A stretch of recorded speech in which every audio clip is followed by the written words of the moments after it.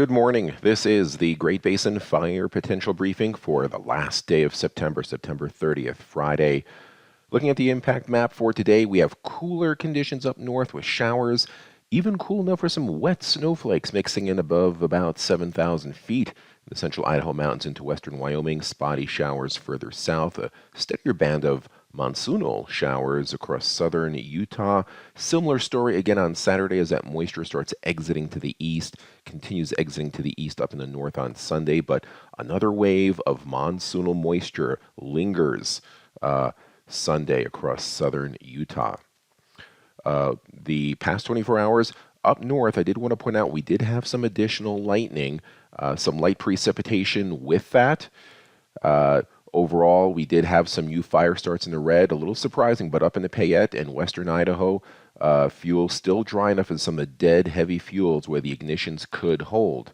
We look at precipitation the past 7 days. We have dried out quite a bit across our western areas. You see those areas of near 0% of normal for the week, a stark contrast to the wetter weeks before that. Our 100-hour fuels have modified quite a bit. You see them here in the yellow. And so those are single-digit 100-hour fuels. If you look at the ERCs, you can see that up here in the Payette on top, we did take a bit of a dip with some of the moisture and higher humidity, but that moisture and higher humidity had a tough time getting into the the lower Snake River Plain, and so there, things still quite dry. And there's a good grass crop there. We'll have to watch in the future for any strong wind events.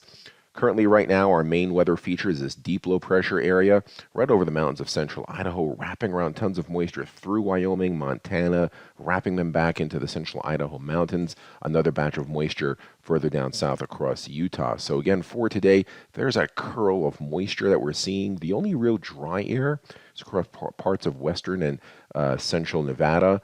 No significant issues on our 7-day up. We've changed our yellows to green up here for today. Another day of higher humidity should quell things. You can see the humidity's near 40% or higher across much of Idaho, even the western parts.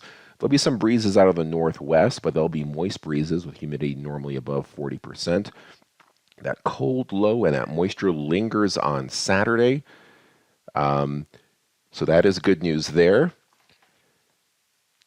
And we look at Sunday and we see that deep low pressure area exiting to the north in Montana, but still wrap around bits and pieces of moisture into our far eastern areas. Again, it's just far western Nevada right now. It's staying dry, seeing high pressure build through here. No significant changes on our 7-day, but you see the humidity is dry here in the teens across western and central Nevada, but much higher further north and east. Winds, not really an issue. 3-day precipitation totals through here, mostly in our northern and eastern areas. You still see the semblance of monsoon as we go into early October. Quite unusual. And Monday, high pressure building in, hot and dry through the region. I should say seasonably warm. Doesn't really get hot in October. But you do see the modification here on our 7-day, a bit more in the way of yellow, and that expands into western Idaho on Tuesday as that high pressure builds northwards. Temperatures probably 5 to 10 degrees above normal, maybe even tickling record warmth. Keep in mind, records for early October are not July temperatures, but warm and dry for the middle and latter part of next week across the entire geographic area.